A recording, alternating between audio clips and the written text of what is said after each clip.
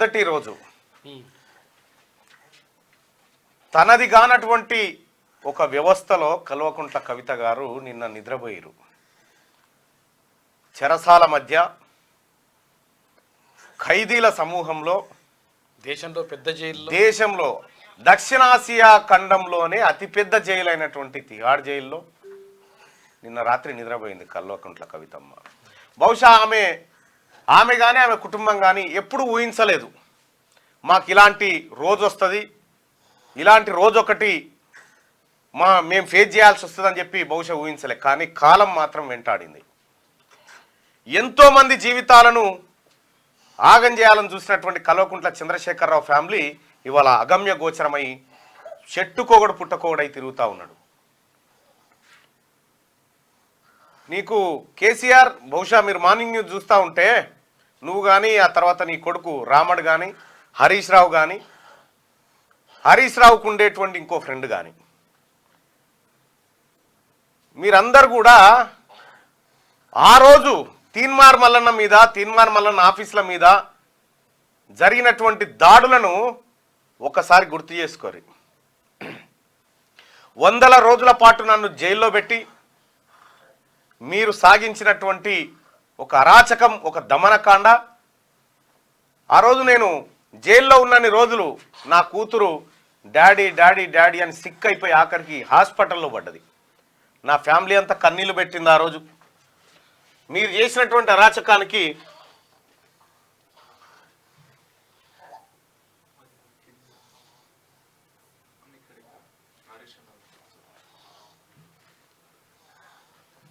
ఇగో నేను జైల్లో ఉన్నప్పుడు అక్క సీతక్క వచ్చి ఇంటికి వచ్చి నా పిల్లలను ఓదార్చి సీతక్క, బొడిగే శోభక్క, విజయశాంతక్క ఇట్లా అందరు వచ్చి మేమంతా అండగా ఉన్నాం ఈ కుటుంబానికి అని వచ్చి నిలబడి నా కుటుంబానికి మద్దతుగా నిలబడ్డారు.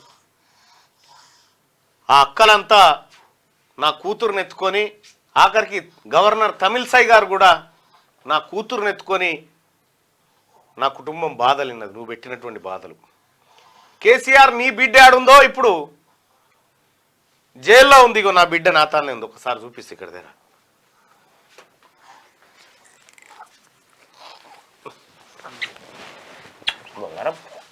హాయ్ చెప్పు బేటా, హాయ్ చెప్పు అందరికి, హాయ్ చెప్పు, హాయ్ చెప్పు, చెయ్యూపు చెయ్యూపి, హాయ్ చెప్పు బేటా, నమస్తే పెట్టు, నమస్తే పెట్టు అందరికి పెట్టు బేటా. బంగారం ఎవరురా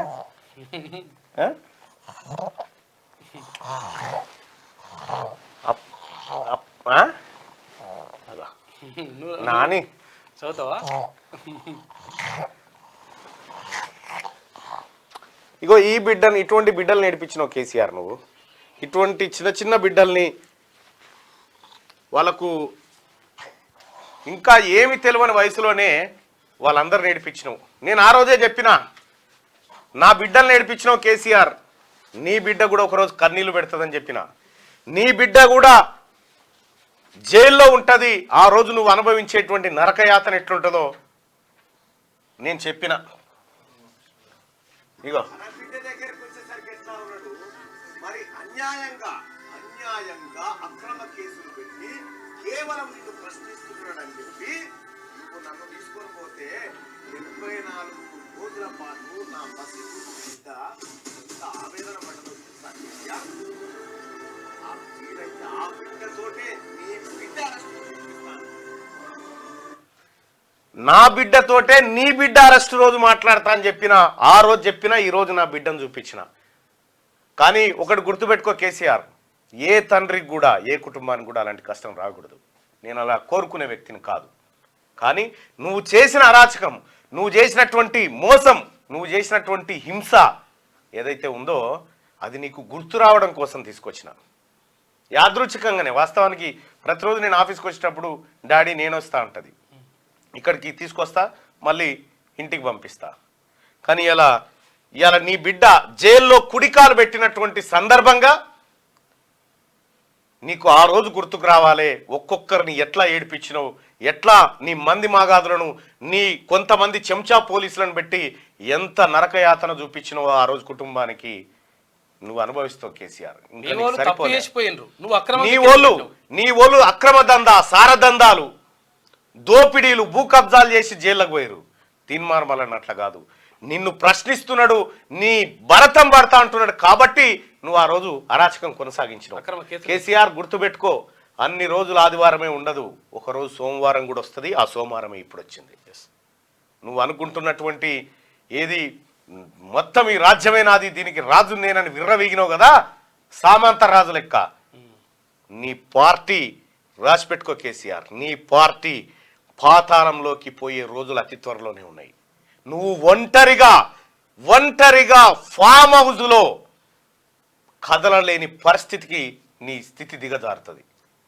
ప్రపంచ చరిత్రలో ప్రపంచాన్ని శాసించిన హిట్లర్ అసంటోని కథ ఏమైపోయిందో తెలుసు. ఇక ఆ రోజు గవర్నర్ తమిళసై గారు నా కుటుంబాన్ని పిలిపించుకొని మాట్లాడి, నువ్వు చేసినటువంటి అరాచకాలన్నిటికీ ఇవన్నీ సాక్ష్యాలు. నాకు నా పిల్లలంటే సహజంగా ఏ తల్లిదండ్రులకైనా వాళ్ళ పిల్లల మీద ప్రేమ ఉంటుంది. అప్పుడే బాండింగ్ ఏర్పడ్డటువంటి బిడ్డల మధ్య నువ్వు గ్యాప్ పెంచి నన్ను దొంగతనంగా ఎత్తుకపోయి